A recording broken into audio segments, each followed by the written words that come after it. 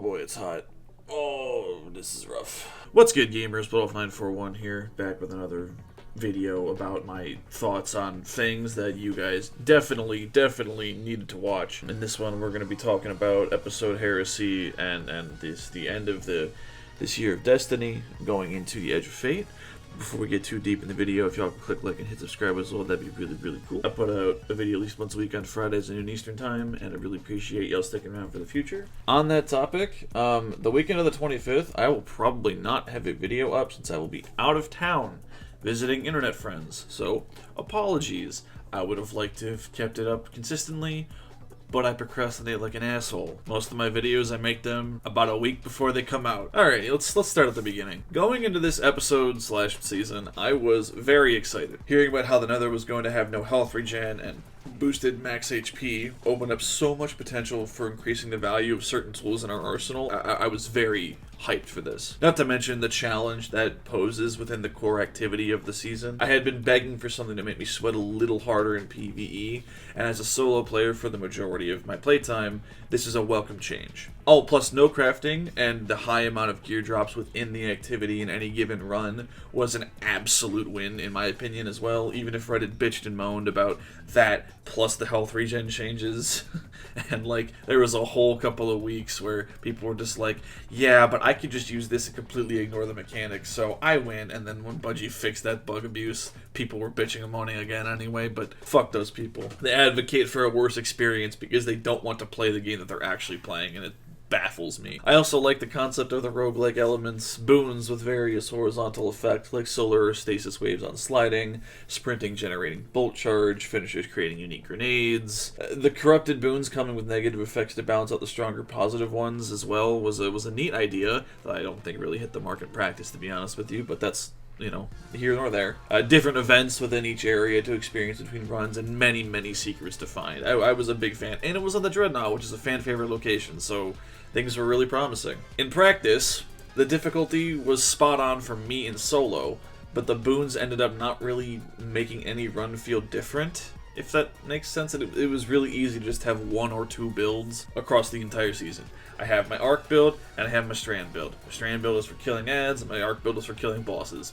That's all I really fucking needed to do. And once again, I'm coming back to it, that is because the seasonal artifact decides buildcraft so much more than anything else, even the actual components of the builds that you have to grind for, like armor or weapons. And that shit has sucked since it was introduced, but I've already talked enough about that in a previous video. For a seasonal activity specifically, I very much enjoyed the Nether. The big opening event in the store was pretty cool, and an example of them hiding story moments from advertising in a good way, even if we knew that Eris wasn't dead within minutes, since the player sees cutscenes that the player character does not. Kinda hurt the tension since we kept hearing all these characters react reasonably to the death of a mainstay that they had an actual emotional connection with, but we knew it wasn't really worth anything since Eris isn't dead. And, you know, I say heard, but really we read it since the SAG strikes are still going on, and are still going on. I'm not entirely kept up on all that news surrounding that, but look, I'm in support of voice actors bargaining for a fair deal around AI. I think AI is fucking dog shit, but I won't pretend that the quality of the narrative moments didn't suffer because we didn't have as much voice work as we could have had otherwise. But the voice work that we did have, dude, Todd Haberkorn's performance as Drifter was quite possibly the best voice work of his entire career. And I say that as somebody that considers Ling Yao and Greed to be his favorite anime characters of all time. Yes, half of that is Troy Baker, but Ling's arc in Brotherhood is integral to the character as a whole, and that split personality or whatever, both of those characters inhabiting the same body is core to that. I think it's time for me to rewatch Brotherhood again. It's been a couple of months, I think it's time. Todd Haberkorn did an amazing job conveying the grief of a man who literally just opened himself up to personal connection after avoiding it for so long in order to not have moments like the very one he's experiencing hurt him, only to be a victim to what he feared the most. It was beautiful. Genuine mastery, and I cannot wait for more from my favorite power couple. Act 2 brought us Court of Blades, and to be completely honest, I couldn't care less about it as an activity, so I won't mention it any further. I like my PvE with a little bit higher of a commitment than a 10-minute excursion with randoms that can't read. Like, I like the Nether, I don't like the Strike playlist all that much. Thankfully, that isn't all that 2 brought us. There was also the Sundered Doctrine Dungeon. I like the Rogue Pyramid aesthetic, I like the narrative stuff around it, and I enjoyed the puzzle nature of the core mechanic. The exotic is also extremely unique, but after my first few clears, Cooldoon and I never went back to farm for anything in particular, and I really don't know why. The final boss was a lot of fun. The locking mechanism fight was an appropriate challenge, and is honestly a top 3 boss fight in my opinion, plus the loot is very good. I think the shotgun is like the best in-slot weapon for that, like, for a certain like damage build right now. But as we never went back to the same amount as we usually do, I don't know why. We just never went back.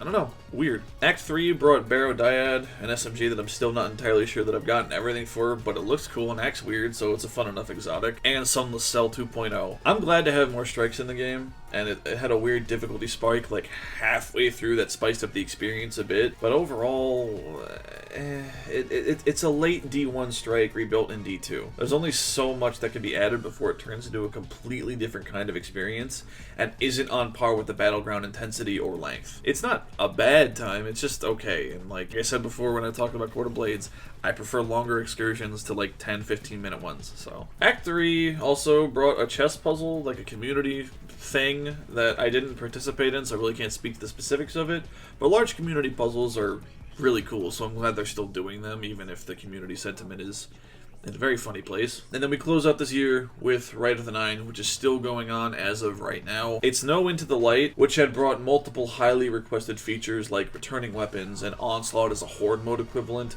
so comparing Rite of the Nine to Into the Light feels a little unfair in my opinion, but the revamp to the mechanics in old dungeons is very cool, adding some complexity and challenge to encounters that we as a community have pretty much mastered is an awesome way to inject a little bit of spice into the game. And the Explorer mode is a great way to get people involved who normally don't want to engage with endgame content. Now, how impactful that actually was in practice, I don't know. And the data is not in favor of success given how rough the population is currently. And not to mention, this is something that, bothers most other people. I don't really care all that much, but the loot was extremely mediocre, barring like the Prophecy shotgun and the Ghost of the Deep rocket launcher. I made a video on those survivors, which is an SMG, and those are usually pretty popular, and nobody gave a shit, so like, and honestly, I don't blame them. It's fine. I really liked certain aspects of Rite of the Nine, like the ultimatum mode. Me and Cooldoon needed to knock one out for one of his triumphs, and I'm not going to complete the whole thing because I don't want to do shit with randoms, so doing a duo ultimatum is a little bit out of my skill bracket. But Cooldoon was like, I just need to do the opening encounter for Ghost of the Deep, and we did it with a random, and honest to God, we failed a couple of times, but like refining our process, figuring out how to use our supers to get through it and with the time crunch that we needed in order to shave time off here or there and to not die as much was like incredibly fucking fun. I like that difficulty making me have to play in such a way and refining my process, using failure as an actual tool to teach myself how to get through a difficult encounter was fucking awesome. And I will never understand why people do not want to play on higher difficulties. This shit is fun as hell. This shit is so much fun. A good challenge that like has an okay reward at the end. I don't even give a shit about the reward. I think I got a no survivors with target lock. I don't fucking care. I'm never going to use that gun again. But the experience of playing it was so much fun. I talked about it in my last video, but the experience, the journey should be valued as much as, if not more so, than the reward at the end. And holy shit, was that an amazing time for me. We just did the opening encounter in Ghosts. It's a fucking sprint through a PvE gauntlet run, and it's not a boss damage phase or anything, it's just like ad clearing, and it was very fun. None of that was in the script, I just felt like gushing about it. Overall thoughts as we close out this year of Destiny. They really shouldn't have brought attention to how episodes are different in seasons, because there was effectively no change beyond the length and amount. People came into this year expecting a revamp, and we got more of the same. Which isn't inherently a bad thing. I didn't hate this year. In fact, I really enjoyed how little crafting was involved with my gameplay. But the seasonal model fatigue was promised to be shifting, and as sure as shit didn't go anywhere, so it let a lot of people down. I've said it multiple times already, but I'm going to say it again. I know that Destiny is in a rough spot right now. Player populations are in the toilet, community sentiment is utter dog shit, and the most vocal morons are acting like the sky is falling and Bungie hate fuck their wife in front of them. Any positivity gets met with accusations of being a paid Bungie shill, and all the marathon head assery gut-punched any possible salvaging of community morale. The lack of excitement for the next era is incredibly apparent. I'm personally very interested, but there's a noticeably low amount of hype for the future. Edge of Fate is an overhaul of core systems with less of a focus on new content than a usual yearly expansion, and people are not happy about that. I think it's a needed shock to the system in the same way that Operation Health was not new content, but it fixed a lot of problems with R6 at the time. But a lot of people are not in agreement with me. It's not the consumer's fault. Even if I think the consumers should be a little more intelligent, I cannot fault them because they are just paying the same price for, in theory, less content. Now, is it actually less content?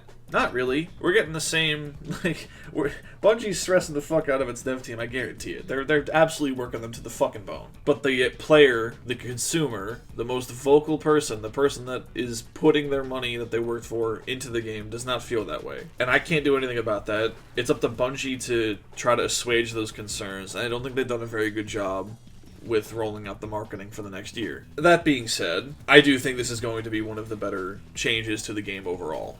People are talking about how the grind is coming back in a negative light, and I'm like, nah, bitch, this is going to be awesome. I'm actually going to have to play the game again, holy shit. But I am very much excited for the next year. I want to see this game succeed. Preying on the downfall of something that you don't even experience anymore, that you don't even participate in anymore, is some terminally online, insane, stupid person behavior. But I'm used to that. Not everybody has my opinions, and that's fine. It pisses me off that people are this unintelligent and think that they're spreading the gospel and they're the most, they're the ones that are correct and everybody else is an idiot, even though they don't have the information to speak on anything they're talking about. But, you know what, man, what else is new? As I said earlier, fuck Reddit. I don't know how to end this video. It's hot as balls in my room with the AC off. I'm just gonna end it. I will see you all in the Edge of Fate. Thank you for watching. Thank you for listening. Have a wonderful day.